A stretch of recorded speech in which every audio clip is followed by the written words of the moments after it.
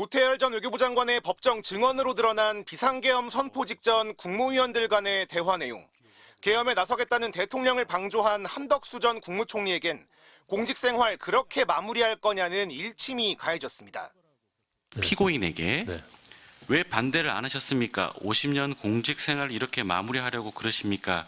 라고 말하는 것을 들었다라고 진술하셨는데 맞습니까? 제 표현이 상당히 강해서 이 양반 굉장히 세게 얘기하네 뭐 그런 느낌을 가지면서 제가 들었기 때문에 기억을 하고 있습니다. 이상민 전 행안부 장관은 면전에서 너는 예스맨이라고 직격당했습니다. 이상민 전 장관에게 네. 너는 원래 예스맨이니까 노라고 못했겠지라고 말하는 것을 들었다라고 진술하셨었는데 이것도 맞나요? 그것도 제가 표현이 과하다고 생각해서 제가 기억을 하고 있습니다. 조 전 장관이 지목한 발언의 주인공은 최상목 당시 경제부총리. 하지만 정작 최 전 부총리는 오늘 증인으로 채택된 한덕수 전 국무총리 재판에 모습을 드러내지 않았습니다. 그동안 계엄에 강하게 반대해왔다고 공개적으로 주장해놓고는 법정에 나와 증언하라는 재판부 요구는 따르지 않은 겁니다. 여러 차례 연락을 했는데 이제 전화로 연락이 안 되는 상태고요. 지금 소환장은 아직 송달이 안 된 상태로 확인이 됩니다. 예스맨으로 지목당한 이상민 전 장관도 나란히 증인으로 출석하지 않았습니다. 재판장인 이진관 부장판사는 채택된 증인들에 대한 신문은 반드시 이루어져야 한다며 강제 구인 방침을 밝혔습니다. 저희 재판부는 또 그리고 불출석을 할 경우에 아까 말씀드린 제재 요건에 해당되면은 제재를 할 예정입니다. 그리고 내란특별법의 신속 재판을 고려해서 필요한 제재 조치는 바로 다 취할 예정입니다. 그래서 과태료 부과뿐만 아니라 구인영장 발부도 검토하고 있고. 추경호 전 국민의힘 원내대표 역시 증인으로 나와야 한다면서 구속영장이 청구된 상태니 증인 신문은 철회하겠다는 특검 측 주장도 일축했습니다. 증언 거부랄지 또는 불출석이랄지 이런 가능성이 높은 증인인데 증인 신청할 실익이 있을까 이런 부분이 좀 앞서서 말씀드린 겁니다. 재판부는 소환을 해야 된다는 입장입니다. 다만 나와서 본인이 뭐 증언 거부를 하든지 뭐 법에 위반되게 출석을 거부하든지 그건 맞춰서 제가 조치를 취할 거고요. 소환은 해야 된다는 입장입니다. 이 부장판사는 곧바로 이 전 장관이 정당한 사유 없이 재판에 불출석했다며 과태료 500만 원을 부과하고 오는 19일 재판에 나오도록 구인영장을 발부했습니다. 오는 12일에는 윤석열 전 대통령에 대한 증인 신문도 예정된 상황. 재판부의 방침이 확고한 만큼 윤 전 대통령이 불응할 경우 내란 재판과 달리 법정에 강제 인치될 가능성이 높아졌습니다.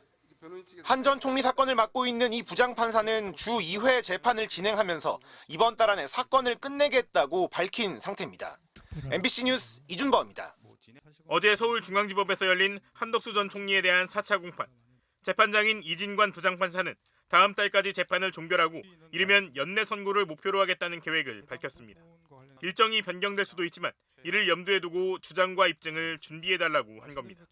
저희 재판부는 11월 중에 종결을 목표로 하고 있습니다. 일단 저희는 다른 사건 진행과 관계없이 선고가 가능하다는 입장입니다. 내란 우두머리 피의자인 윤석열 전 대통령에 대한 판단이 나오기 전이어도 한덕수 전 총리에 대한 사법적 판단을 하기에 무리가 없다는 겁니다. 이 부장판사는 한 전 총리의 내란 방조 혐의를 최대 사형까지 선고할 수 있는 내란 주요 임무 종사로 바꿔달라고 특검에 요청하기도 했습니다. 특별검사에게 이 사건 공소 사실 중 내란 우두머리 방조 부분의 공소장을 다음과 같이 변경할 것을 요구합니다. 기본적 사실관계는 동일한 범위 내에서 적용 법조는 형법 87조 제2호 지위 고하를 가리지 않는 호칭, 또 전곡을 찌르는 질문도 주목받고 있습니다. 피고인이 윤석열에게 비상계엄에 반대합니다. 이렇게 말하는 걸 들은 적이 있습니까? 그 말씀은 못 들었습니다. 다른 국무위원들을 불러서 의견을 들어야 됩니다. 이렇게 말하는 걸 들은 적이 있습니까? 그것도 들은 적은 없습니다. 그 모임의 주제를 피고인이 한 건지 뭐 윤석열이 한 건지 그건 뭐 논란이 있을 수도 있습니다만은 정의 봤을 때는 그 국무회의 절차를 잘 알고 있는 피고인이 참석해서 뭔가 모임이 있었던 걸 확인한 거 아닙니까? 내란의 밤, 시민들이 그토록 묻고 싶었던 질문도 이 부장판사로부터 나왔습니다. 12.3 비상계엄의 경우는 많은 수의 경찰과 군인이 투입되었고 군인들은 무장한 상태로 투입된 것으로 확인이 됩니다. 그런 상태에서 국무총리였던 피고인이 국민들을 위해서 어떠한 조치를 취했습니까? 논점을 피하는 답변이 나올 때는 거듭 파고들기도 했습니다.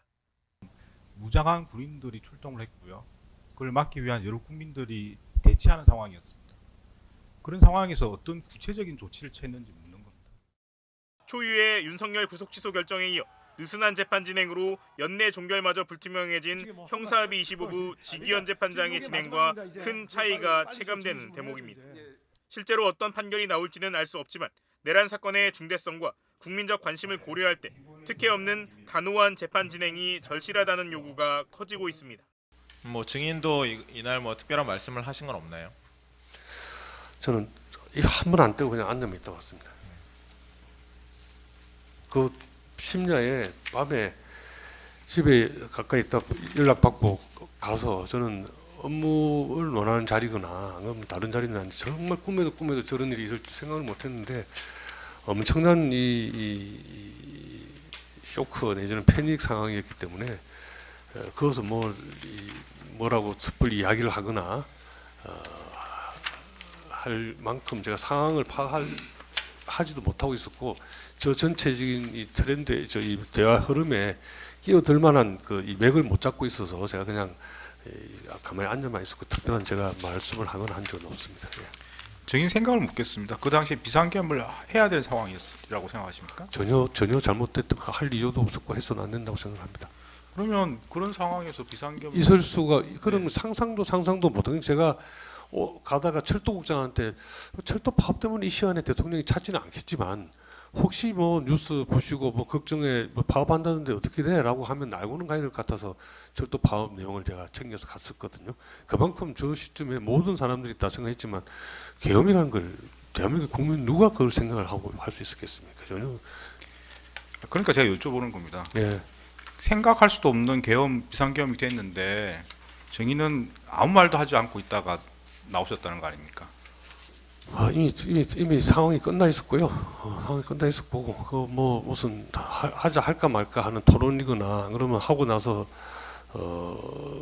무슨 저희들에게 선택이나 무슨 이 참제 여지가 있는 상황이 아니었고 이미 이 군인들이 동원되고 있고 대통령 발표를 했고 이렇게 한 상황이라서 제가 특검 조사 받을 때 이 특검 검사님이 왜 국무위원들이 못 말렸냐라고 이야기를 하시던데 사실은 그런 상황이 아니었다는 말씀을 제가 다시 한번 드립니다. 예. 국무위원들이 그냥 저 자리에 참석을 했을 뿐이지 무게감 있게 그걸 다루거나 또는 할 만한 상황이 아니었고요. 예. 그렇게 이해해 주시면 되겠습니다. 법적인 책임을 떠나서 그렇게 말씀하시는 게 적절하신 겁니까? 법적인 책임을 떠나서 사실은 저희 국무위원들도 사실은 어찌 보면 피해자인 거죠. 예. 전혀 국무위원으로서 역할을 할 수 없는 상황에서 일이 벌어지고 그것을 회의에 이유도 모르고 저 자리에 갔다가 법정까지 나와서 검찰에 2번 조사받고 변호사비 들고 이 법정까지 나와서 아까운 시간에 정언하고 있지 않습니까? 이거 개인적으로 엄청난 손해인데 이 국무위원들이 그 정책을 그걸 하기 위해서 이만큼이라도 같이 논의를 하거나 상의를 했거나 사전에 정보가 있었다면 그건 저희들이 책임질 일이죠. 그렇지 않은 상황에서는 저희들도 어찌 보면 저는 피해자라고 생각합니다. 재판관님께서 거기에 물어보시기 때문에 제가 말씀드리는 겁니다. 네, 좀 이해하기 힘드네요. 답변하실 때 아까 말씀하신 게 이제 국무위원들도 12.3 비상계엄의 피해자다 이렇게 말씀하셨습니다. 말씀하시는 게 수사도 받게 되고 변호사 비용도 들게 되고 이런 이야기를 하셨던 걸로 제가 기억이 됩니다. 그런 말씀을 윤석열을 상대로 하셔서 말씀하시는 건 제가 이해가 할 수 있을 것 같은데 지금 비상계엄으로 어떤 일이 벌어진지 다 보신 거 아닙니까? 그죠? 그 정인이 이제 비상계엄 선포 후에나 도착했다. 그런 이유로 그렇게 말씀하시는 건지 잘 모르겠습니다만은 지금 일반인 국민들의 입장에서는 장관이면 국정 운영에 관여하는 최고위급 공무원입니다. 그렇죠? 어떤 분들은 비상계엄 선포 후에도 반대한다거나 동의 못하겠거나 소수의 국무위원들은 그 말씀도 하신 걸로 알고 있습니다. 정의는 그 자리에 가가지고 아무 말씀도 안 하셨죠.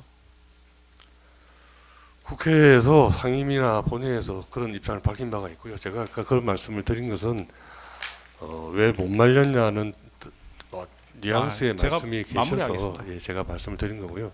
비상계엄은 정말 잘못된 일이라고 생각을 합니다. 그리고 뭐 아까 재판장님 지적하신 것처럼 국무위원들이 어쨌든 국무위원으로서 사전에 알았든 몰랐든 책임이 없다고 할 수 없습니다. 그건 저희도 인정을 하고 거기에 대해서 뭐 실정법적인 책임이 있든 또 도의적인 책임이 있든 어쨌든 그 국무위원이었다는 이유로 굉장히 송구스럽게 생각을 합니다. 하는데 아까 왜 못 말렸냐 하는 뜻의 말씀들이 오가서 사실은 이제 제가 좀 억울한 심정을 토로한 면이 있습니다만 그렇게 이해해 주시길 부탁드리겠습니다. 제가 못 말렸다고 이렇게 물어본 건 아닙니다.